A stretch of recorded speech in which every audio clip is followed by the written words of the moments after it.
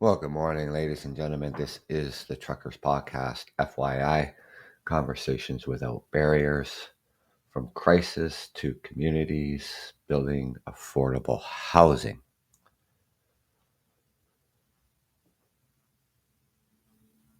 It's a well known fact that everything has gone up in price. Wages in construction, materials, everything. Land to build houses on.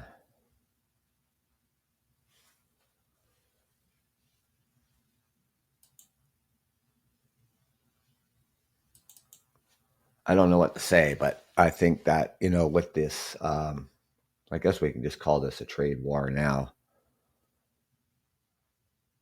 because Canada has retaliated with over $30 billion in tariffs.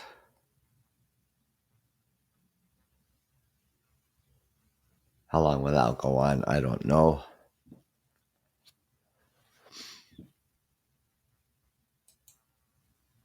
But let's talk about Canada provincial trade. What is it? Can each province and territory benefit from interprovincial trade? Refers to exchange of goods and services and resources between provinces and territories within a country. In this case, Canada. Think of it as a trade happening across provincial borders, much like international trade, but confined within the country's own boundaries. It's essential for a strong and unified economy as it promotes economic integration and the sharing of resources across regions.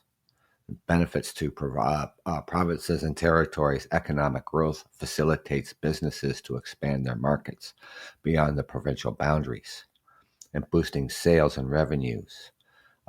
Diverse resources. Every province and territory has unique strengths. Alberta's oil, British Columbia's forestry, Quebec's hydroelectricity. Provincial trade allows regions to share and exchange these resources efficiently, cost efficiently. Businesses can access goods and services to competitive prices by reducing duplication of industries across provinces.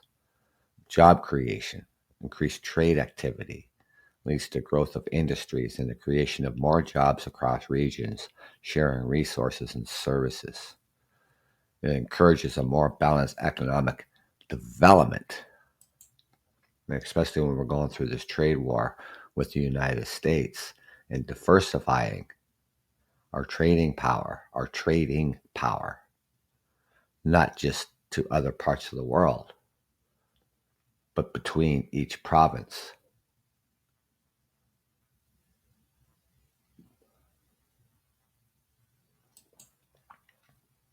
Reducing regional disparities, it helps create a robust, interconnected supply chain that makes the national economy more resilient.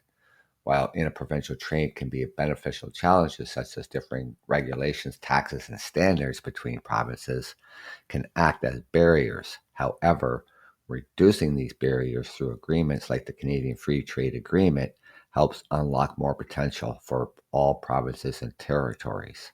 And this interprovincial trade brings unique advantages to each province and territory, depending on their natural resources, industries, and economic focus. Here is how regions may benefit. British Columbia, with its vast forestry sector. British Columbia exports lumber and wood products to other provinces for construction and manufacturing. Its ports also facilitate trade between Canada and Asia, enhancing its transportation industry.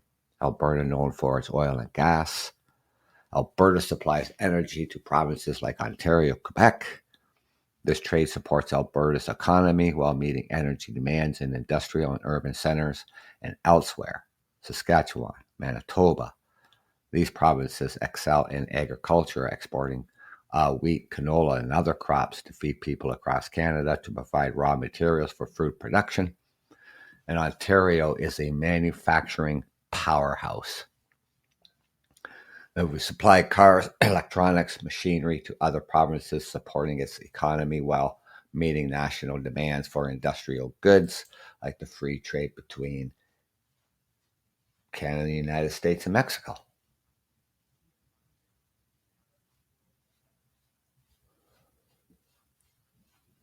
So, meeting all these demands for the industrial goods, Quebec, with its their abundant hydroelectric resources, Quebec exports renewable energy to neighboring provinces and support greener energy. And it transitions across Canada, Nova Scotia, New Brunswick, Prince Edward Island, Newfoundland and Labrador. These provinces benefit from shipping seafood and maritime products such as lobsters to other provinces while importing manufactured goods and energy. The Yukon, Northwest Territories, Nunavut, of these territories supply raw materials like precious metals and minerals to industrial hubs, while benefiting from imported goods and services that are harder to produce. And locally interprovincial trade allows each region to focus on its strengths while gaining access to products and services. And it may lack locally over time, but this cooperation builds a more interconnected and resilient national economy. It's like the whole country working as a team. So highlighting interprovincial trade reduces cost, strengthening domestic supply chains, boosting economic resilience, supporting local industries, lowering consumer prices. Initiatives to reduce internal trade barriers are steps in the right direction, and these measures can help Canada strengthen its internal market and lessen the impact of external trade challenges, and reinforce that interprovincial trade isn't just about economics. It's about building a more connected, resilient, and balanced Canada. See, what happens, ladies and gentlemen, when you put all your eggs into one basket and something happens, and then you not set it up for anything to be diversified, then you're in a whole lot of trouble. This trade war that Donald Trump started here in North America is a perfect example of relying on one nation to buy our goods and services.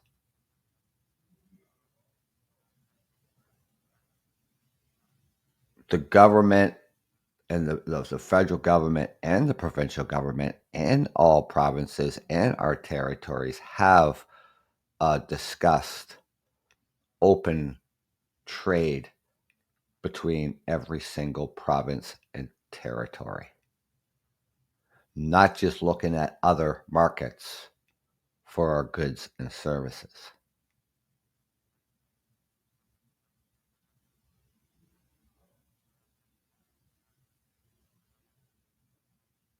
Bringing down the costs, creating more jobs, building homes, building affordable homes that the middle class can afford to buy, and that people who are on a disability can afford to rent.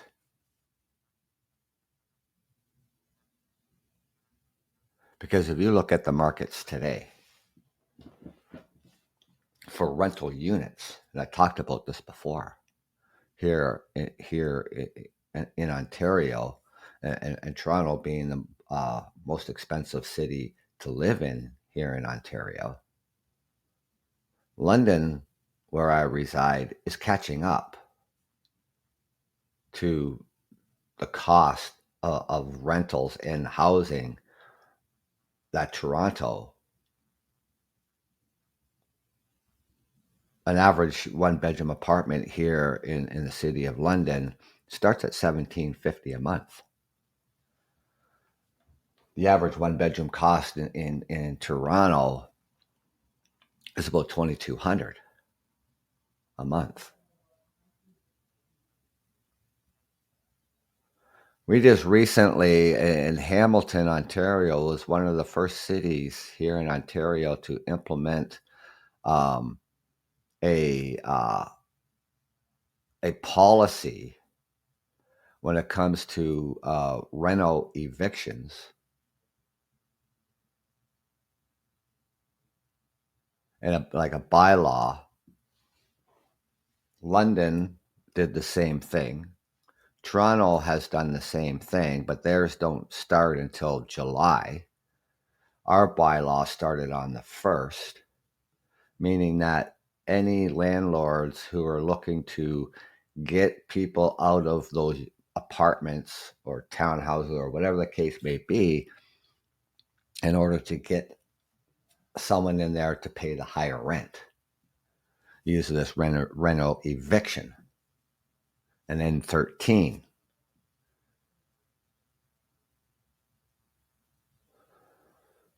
So to curve these landlords from doing just that, they will now have to buy a permit for renovations at $600 per unit if these scrupulous landlords own high rises. For every single unit. There are penalties if the work is not done in time. They have to provide the tenant with a package outlining everything that's going to be done. But it doesn't rule out the landlord's tenants board. They still have to go through that process. But at the end of the day, when the renovations are done, and they're done in the time they're said they're going to be done, that tenant that was there renting, say they were paying $800 a month, they move back into that finished unit for $800 a month.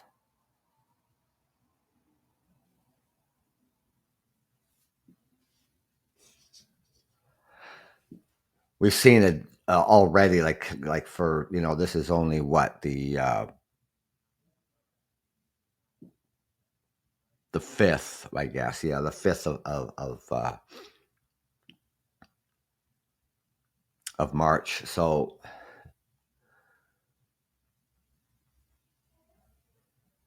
already they've seen a significant decrease in reno evictions in Hamilton. So this bylaw just started, like I said, on the 1st of March. There are a particular property in the northeast corner of the city where these reno evictions were happening. Those, unfortunately, will go through because, they didn't make that retroactive. But moving forward to apartment buildings, where, people who are living on disabilities, people who have a low income live in these buildings. So any new reno eviction notices that come up, they have to go through this process. It'll keep people in their houses. We already have a homeless crisis, not just here in the province, but right across Canada. Ontario alone, they estimated about 80,000 people are homeless in the province of Ontario, the most populated province in all of Canada.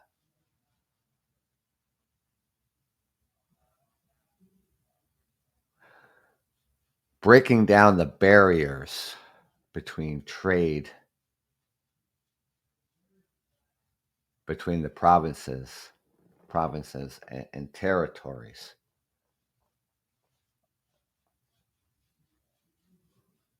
trading amongst provinces, and especially when it comes to lumber from British Columbia. Even here in Ontario, we can produce the lumber as well. But you also have to have builders on board to build certain projects. And we have to have the initiatives there for them, on tax breaks,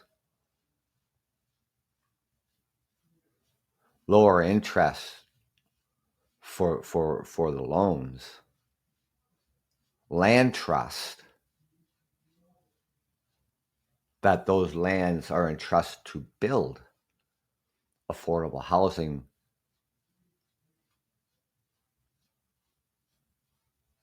and integrating affordable housing in all communities.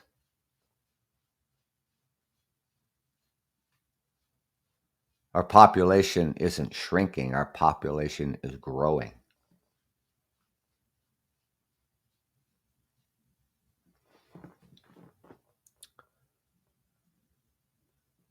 Obviously, not everybody's going to be making the same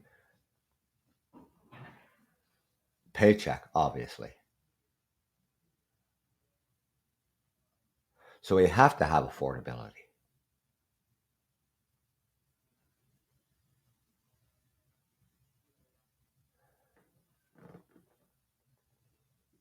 And by saying that,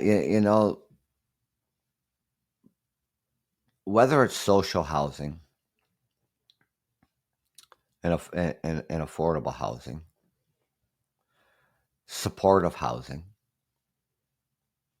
for those who need extra support for addiction, mental illness. The Housing First model amplifies that.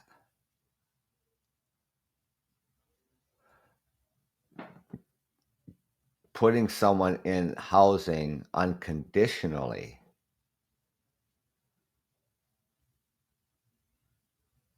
and giving them the supports that they need. Now, London is working on some projects. They've completed some projects when it comes to supportive housing.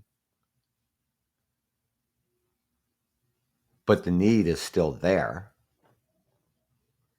It's something, it's not going to happen overnight. We waited far too long to do anything.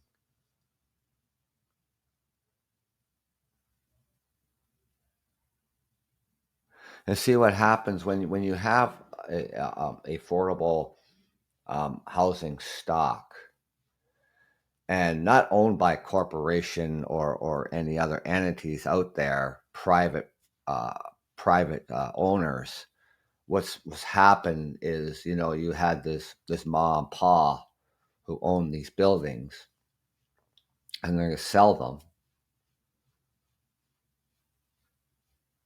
and then corporations come along and buy up this property, and this is where we run into trouble. And we're seeing it, and before these bylaws start coming in, and so far I've only seen it here, like in London with this bylaw on rental evictions, in Hamilton and now Toronto. These rental evictions skyrocketed. Trying to get people out and getting people in there to pay higher rent. And where were these people to go? Maybe some had family or friends. Shelters or the streets, either way, they become homeless. Whether they become visible homeless or they become the hidden homeless, either way, they become homeless because they can't afford the market rents.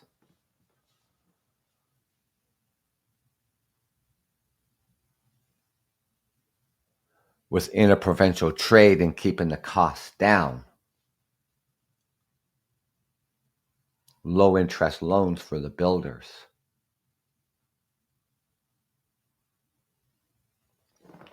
Yes, the province needs to step up on that.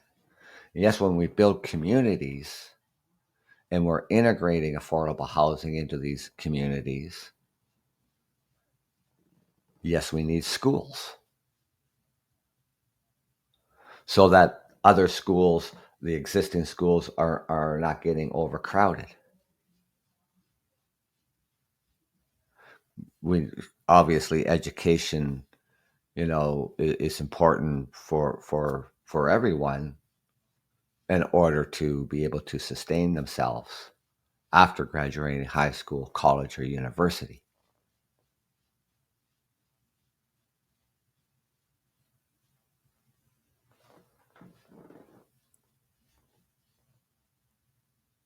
The housing supply, not building. We had every opportunity back in the late 80s and early 90s um, to keep building along. And we didn't.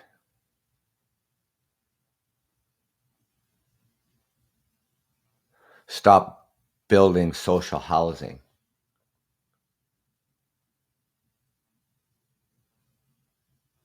Now they're trying to find ways of getting people housed in social housing.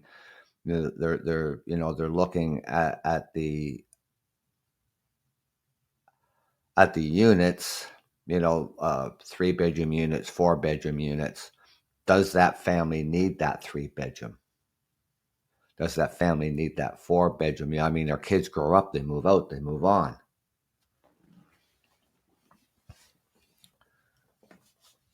Can we transfer them down to a 3-bedroom? Can we transfer them down to a 2-bedroom?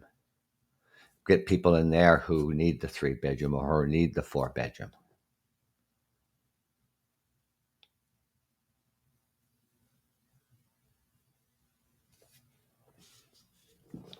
Subsidized housing. That's another problem that we're facing.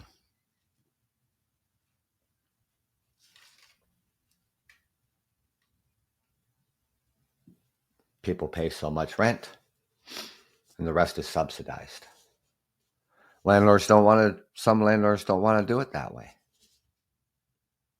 They're receiving 2 payments, but the rent gets paid.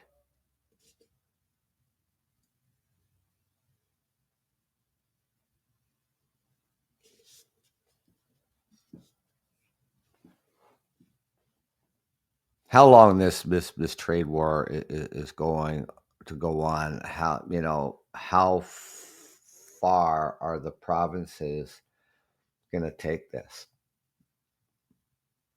I guess that all depends on the United States, how far along they want to push this, and what great lengths are the provinces willing to go to in order to push back even harder, because either way, both sides are going to feel the pain of this. Now, you got to remember these tariffs just came on yesterday. Manufacturing jobs right across the board. Ontario is a manufacturing powerhouse.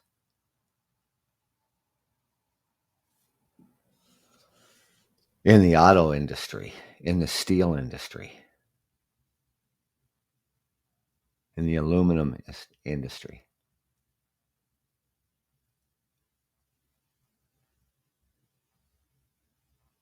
Other provinces has their resources that they can use as a tool to push back. Doug Ford threatened the other day. He threatened the other day that he would turn the hydro off with a smile on his face.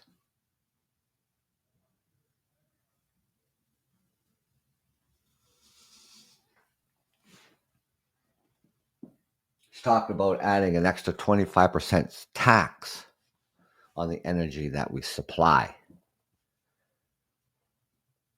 to parts of the United States that they rely on to keep their lights on, keep their factories going, keep their businesses going. Again, across the board, we have turned around and taken all U.S. alcohol off our shelves. We've taken all the U.S. alcohol out of the catalog. Bars and restaurants cannot sell USA alcohol.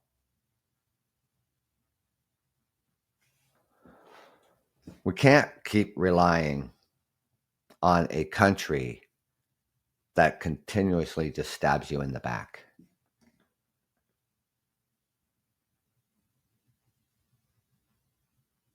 The largest trading partners in the world is Canada and the United States. And we have this dumb fuck, Trump, who doesn't understand basic 101 economics. You know, he told the American people that he's going to lower your cost of living, lower your energy costs, lower your grocery costs, lower your gas costs. He tells you when he puts a tariff on a country, it's the country that pays that tariff.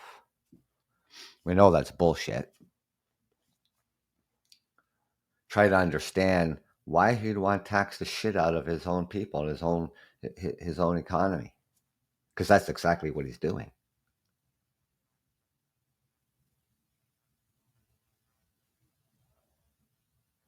Retaliatory tariffs does the same thing.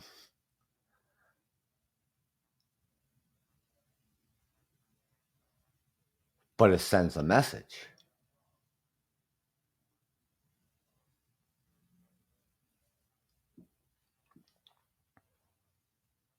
You know, you're going to tax the shit out of your people.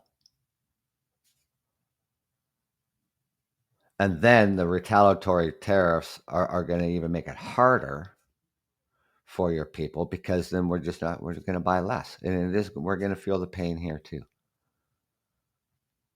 And one of the biggest pains we're going to feel here too, not just here, but in the United States, is the automotive manufacturing.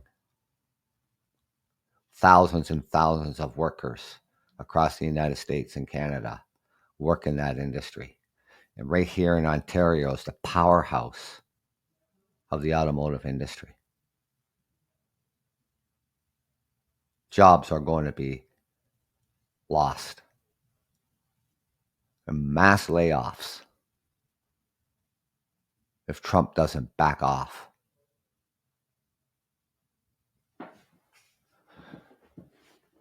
The cost of food. I mean, this, you know, I'm talking to the United States right now. Your cost of living is high. You're struggling to put food on the table. You're struggling to pay your rent, struggling to pay your mortgage. And now your government wants to tax you 25% more. Here in Canada and other parts of the world too. I mean, we're all in the same boat here. We got high cost of living. Struggling to put food on our table. Struggling to pay the bills. Keep the roof over our heads.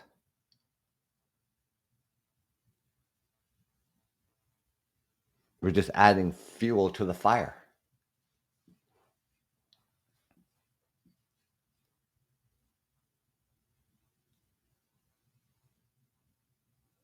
You're seeing across the news, if you're watching the news in the United States, all the protesting that has been happening all across the United States, that protest needs to even get bigger.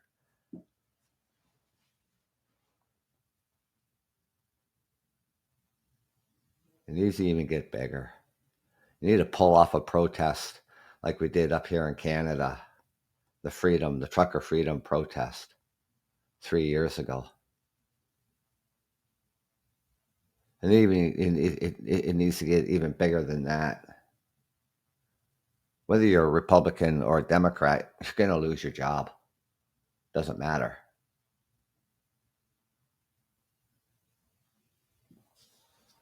If you're working in any of these sectors, and I mean right across the board, whether you're in retail, you're in manufacturing, or whatever the hell you're doing,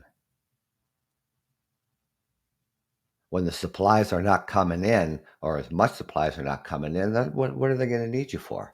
You're going to stand there to hold up the wall? No, they won't need you. They're going to lay you off. Same thing here in Canada.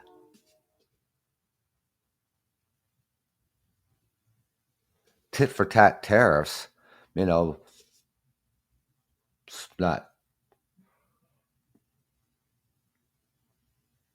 it's not a good idea. It's not a great idea, but it's the only alternative to send a message.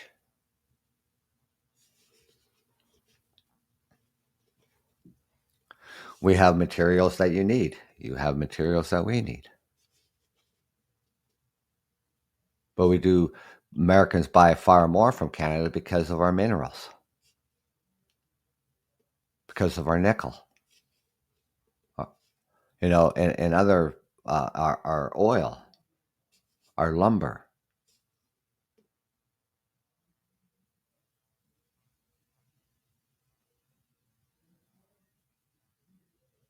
Our potash for farming down in the U.S. Manitoba, they could just simply cut that off, but they don't want to cut that off because it's crucial. It's crucial for the farmers in the United States.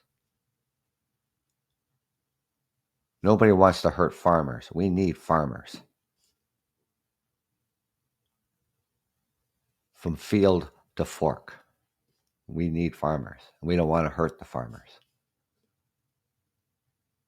But even like these tariffs, these are right across the board on everything coming from Canada to the United States, and that is including that potash that the American farmers need. And they're calling on the U.S. government to exempt that from the tariffs. Now they got to pay 25% more for that.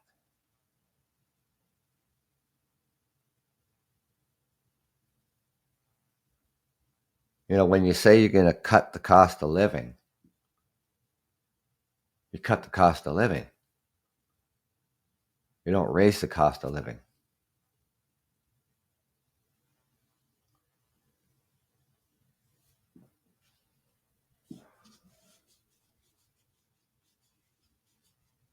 When you go to the grocery store and you're looking at the price of eggs in the grocery store in the United States and you're wondering why they're so goddamn expensive. Bird flu comes into mind. Was it like $3 an egg? I think they're down just to delivering one dozen of eggs per customer now. Place is selling 3 eggs in a little baggie for like what, $6 for 3 eggs, $2 an egg. It's ridiculous.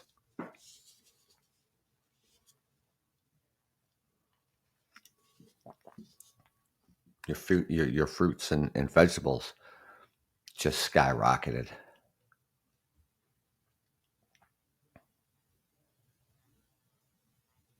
Supposed to be fighting inflation. That's what we're supposed to be doing.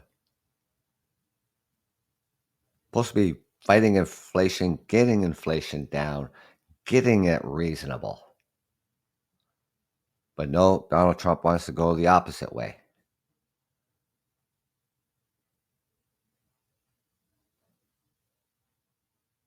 Claiming the United States are going to make billions of dollars off these tariffs, off the back of the American people, not off the country the tariffs are placed on.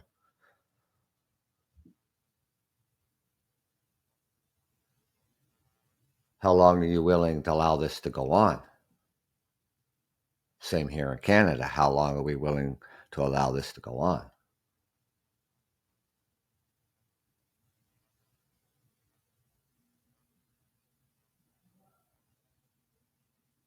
Like I said before, when push comes to shove, comes to fight, off comes the gloves, hockey sticks on the ice, over the boards we go. And here we are.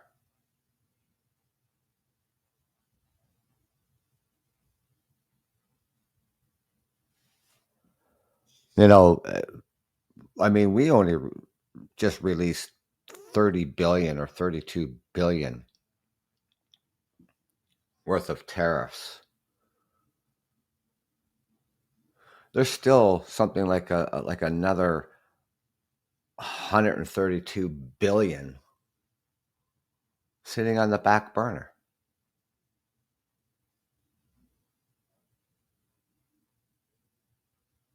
If Trump doesn't back off.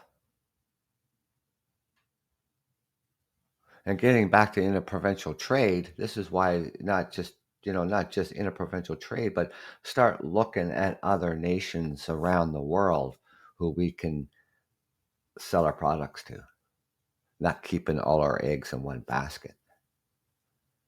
And the interprovincial trade of opening up the provincial lines and allowing the trade to go through and cutting all the red tape.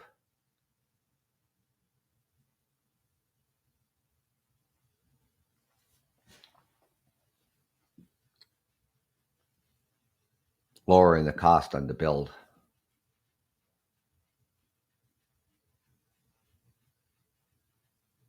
And this is the time to do it now. We do have some trade, obviously, between provinces, but there are barriers that they need to knock down.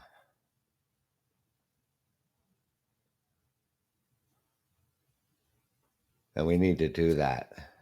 And we need to have wide open trade between all provinces and 3 territories. And sell to other nations.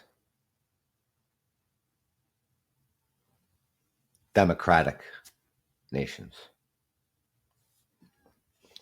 So we actually have a partner that we can actually trust.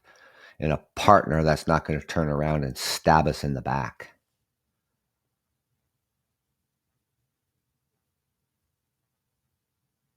I'll guarantee you this, and I know this for a fact. Kamala Harris, if she was elected president of the United States, we wouldn't even be discussing tariffs. Because she's not stupid like Trump is. He's got all his what are they called? The Olgalards in his back pocket. All the billionaires that he's put in his uh, in his office. Elon Musk and so on. Elon Musk is wiping out your jobs. And he's not even an elected official. He's just wiping out your jobs throughout the government, throughout the federal government, just wiping everybody's jobs right out. And he's not even an elected official. And Trump's, here you go, take control of it. Doge, take control of it. Just wipe out everybody's job in the federal government. Just get rid of it all.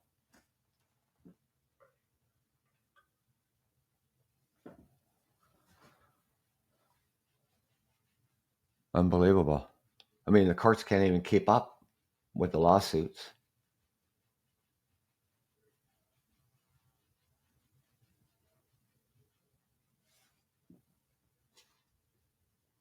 I thought Trump was president of the United States. He's given. He's not doing it. Trump's not firing everybody. It's Elon Musk. I thought you had a president.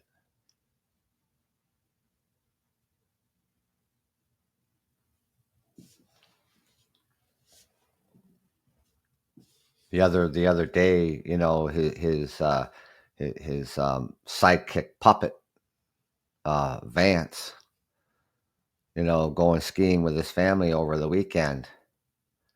And you see the reception that he got in Vermont. Not a very good reception.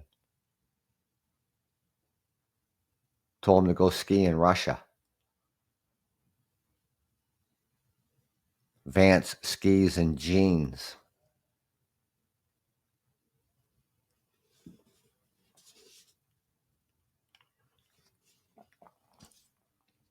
And so on.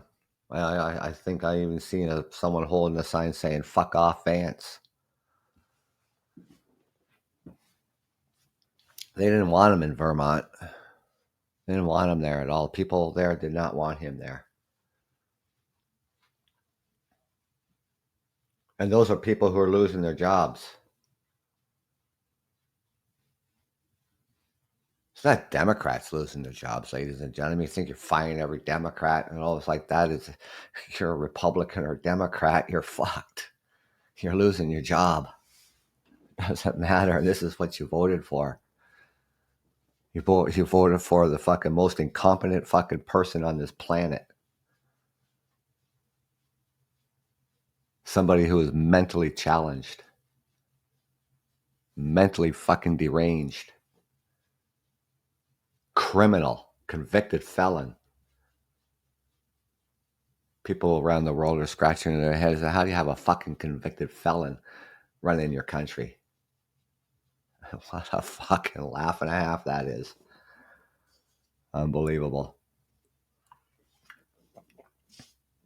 Oh, he wants to make sure there's no criminals in amongst the federal workers and fraud going on. This is what he fucking said. I'm not making this shit up. Oh, make sure there's no fraud going on. I mean, look who's calling the kettle black here. Making sure everybody's not stealing anything. No fraud going on here. You know, from an individual who's a convicted felon of 32 counts of fraud. People are laughing. The people around the world, countries around the world are fucking laughing at the United States. It's a fucking joke. These spineless fucking Republican governors. They don't have the balls to stand up to Donald Trump. You go in there and you kiss his fucking rings, you kiss his fucking feet, you kiss his fucking ass.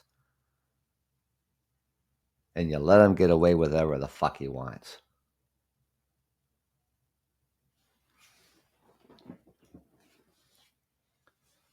This is the time for America to rise up. This is the time for America to have the biggest protest that everybody's ever fucking seen in history.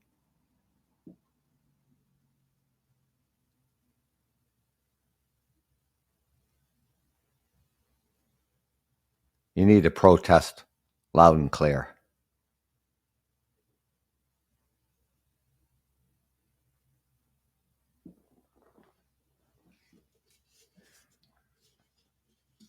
And here's the other thing too. You know, when goods are delivered by transportation into the United States, a lot of the freight goes to warehouses too. And then the American truckers take those freights and they deliver it and they distribute it.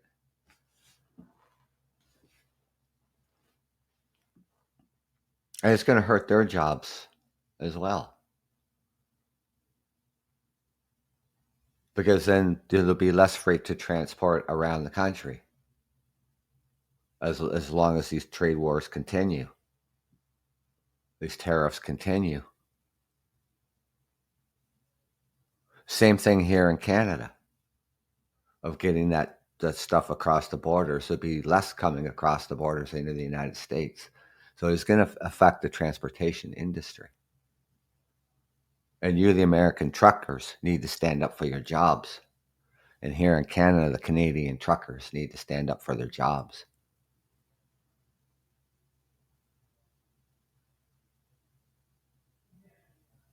Because even though, you know, for an example, if and when the auto assembly lines are gonna, shut down, transportation companies are going to be looking to generate other income from other sources of freight in the general market. There could be bidding wars going all over the place just to get that freight. And the smaller trucking companies, they're the ones that are going to feel a lot of the pain, because the bigger companies have that power in order to get that freight and take a little bit of a hit.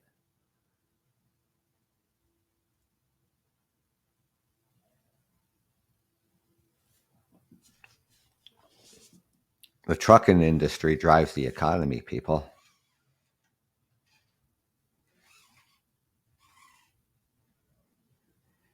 We can put a strain, the Canadian trucking industry can put even a bigger strain on the American economy. Freight that's going to the US that has nothing to do with Canada.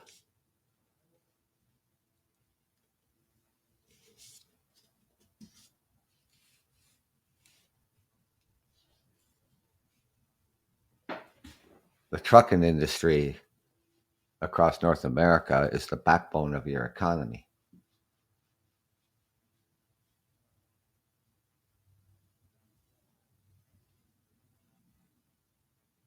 Even if the trucking industry shut down for 2-3 days, that rippling effect right across the board is you're going to feel it real quick.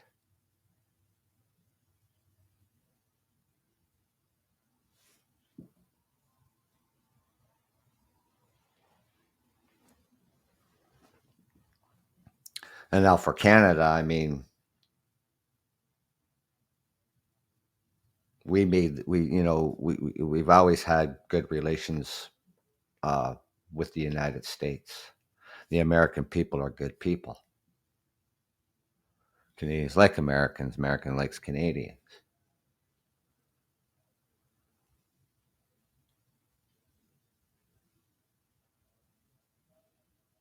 But when you have an authoritarian dictator as a president, and without a blink of an eye, um, stab their best ally in the back. This is the relationship is so tarnished right now between Canada and the United States, and has nothing to do with the American people.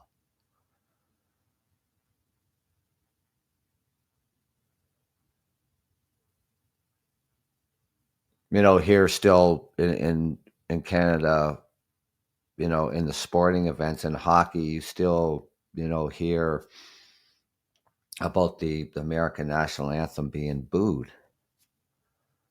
You know, um, we shouldn't be doing that. It's not the thing to do. It's not your American flag. It's not your anthem.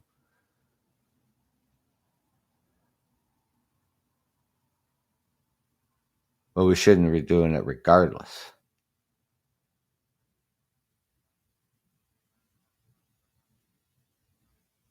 But the relationship, you know, is tarnished between governments, not tarnished between Canadians and Canadian people and the American people. It's tarnished between the governments. And that's going to have a long lasting effect. Even once Trump is out of office and gone, whoever's next administration is going to have to work really fucking hard to get our fucking trust back. It's just like if you turn around and your friend, you thought you had a good friend and that friend stabs you in the fucking back, and then they want to come back and be your friend again, and you're like pushing back and thinking, you know what, this is going to take fucking forever or not at all to get that friendship back to where it once was, and it's probably never going to get back there again, because you're always going to be looking behind your back, looking over your shoulder. And Canada doesn't need to do that, and we shouldn't have to do that with the United States. We are a trusted ally. We've been there for you thick and thin. You've been here for us for thick and thin.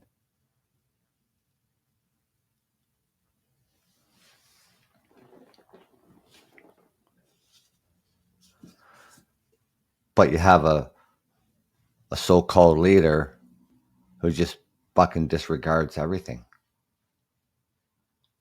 Doesn't matter what we've done together. Doesn't matter that we stand united. Doesn't matter to him. He doesn't fucking care.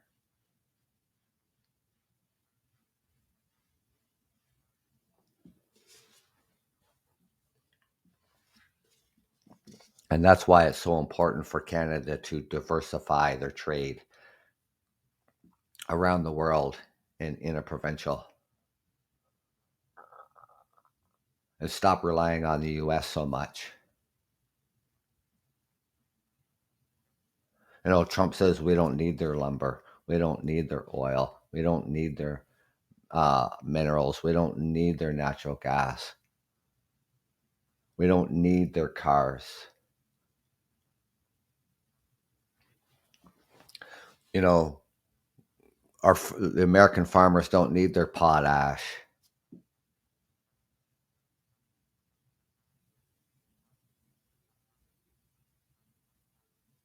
Well, if you didn't need it, you wouldn't be buying it in the first place, right? Plain and simple. If you didn't need it, you wouldn't have been buying it. Fact is, you need it. You know, the other day he says they stole our businesses. They you know they stole our they stole our money. You know, they stole you know manufacturing and so on.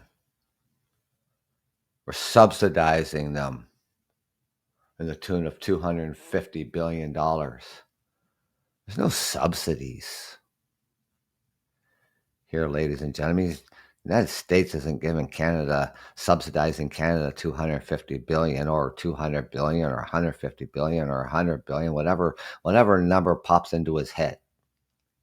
That's subsidizing us.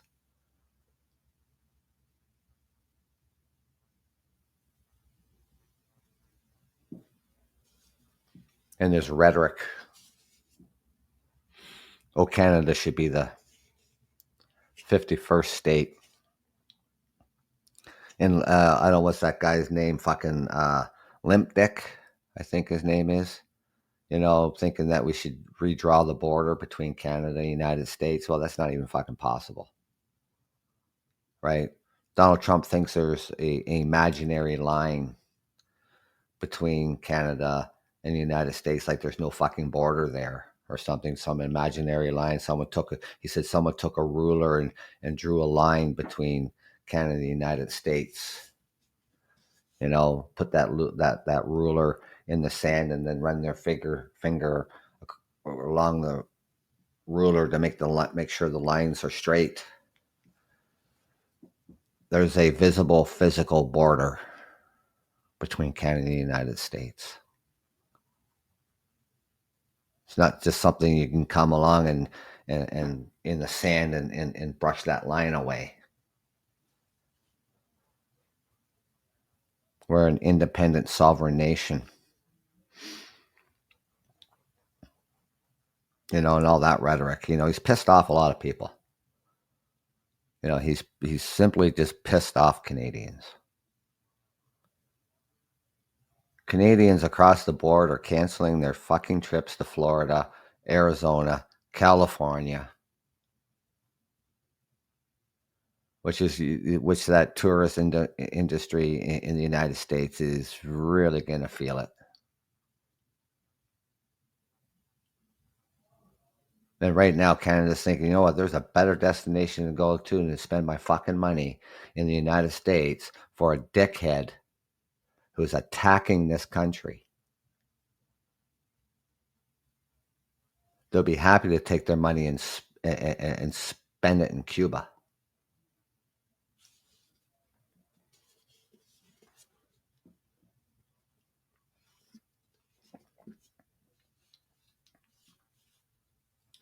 And like I've said before, ladies and gentlemen, you get what you ask for in life. You ask for it, you got it.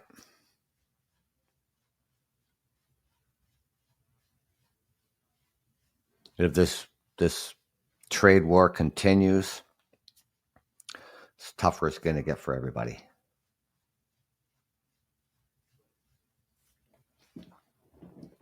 When the jobs start falling, well,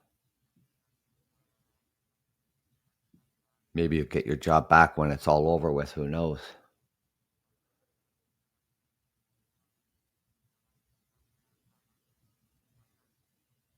It's ridiculous, ladies and gentlemen. It really is. Even our prime minister, when he was addressing Canada over these tariffs and calling out Donald, and he said Donald.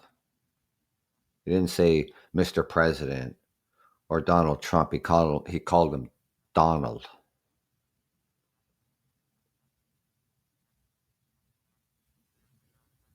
Doesn't matter. In a few short days, Canada's going to have a new prime minister, and I hope the new prime minister of the Liberal Party there actually has a pair and stands up to Trump and his cronies and his ogalards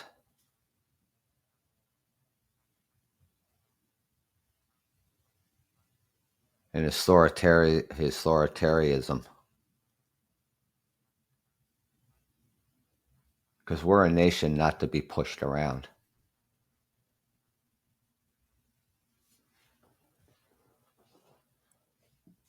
But it didn't matter what Trudeau says, really. You can call him Donald Quack. You can call him fucking late for supper. I don't give a shit what he calls him.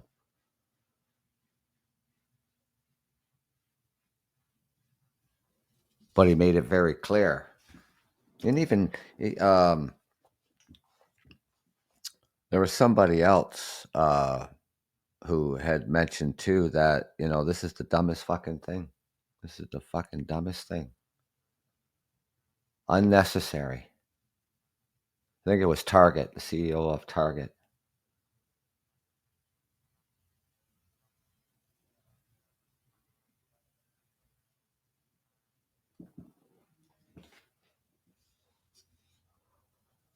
Yeah. Unnecessary. Oh, he's got to have an excuse. He's got to come up with some lame fucking idea of how he can put tariffs on another nation. Oh, we just use the fentanyl. That's a good one. The fentanyl. Oh, that fentanyl pouring in from Canada. Fuck, it's just coming in by the fucking truckloads. I mean, that's so much fucking bullshit. It's not even funny. In 2024, there's something like 15 kilograms or something like that got seized at the U.S. border. 15 kilograms. That's like 30 pounds. Got seized at the border. That was it.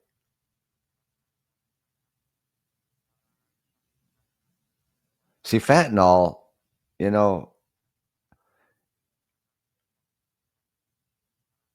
it's a synthetic drug. It can be made anywhere. Right here in Canada. Right in the United States.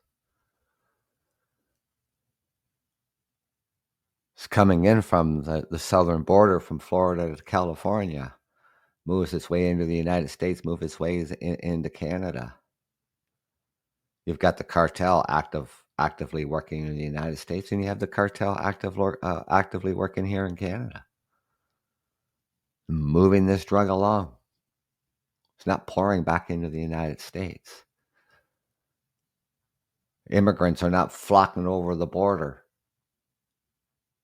Donald, it's just unbelievable. I've never seen so many people just flocking over the border illegally from Canada. Like, well, where does he fucking even get that from? You have a southern border problem with Mexico. And one of the largest Mexican cartels in the world. Never mind Colombia. and other places. Cartels aren't just Mexicans, they're Russians, they're Chinese, they're, you can call a cartel, a drug gang. You can call them cartels, whether they're Americans or call them cartels, whether they're American or Canadians. The fact is that they're fucking drug smugglers, they're fucking cartels.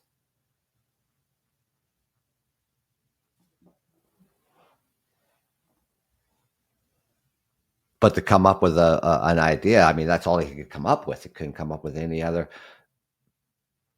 idea of using to implement tariffs. You just use fentanyl. They say, oh, Canada's not doing enough. Canada's not. We have one of the most secure borders along with the United States, but we're not doing enough. You're not doing enough. I mean, you're allowing all this fentanyl to pour into your country from the southern borders. So you're obviously not doing enough.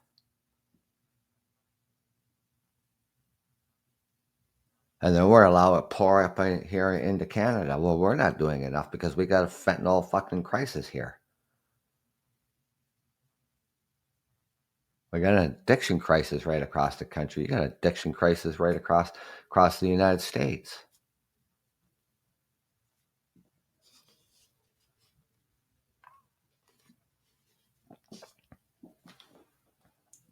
But it is a synthetic drug and it can be made.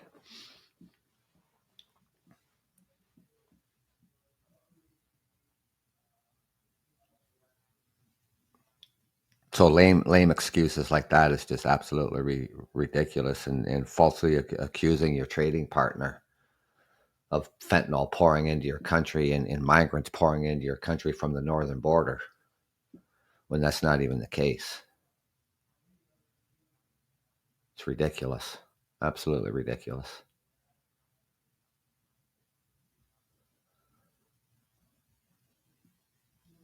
But I'll leave that with you. I was glad to get out here this morning. You think about that, ladies and gentlemen. You think about how much tougher it's going to get for you, even here in Canada, not just the United States. You need to talk to your elected officials in the state.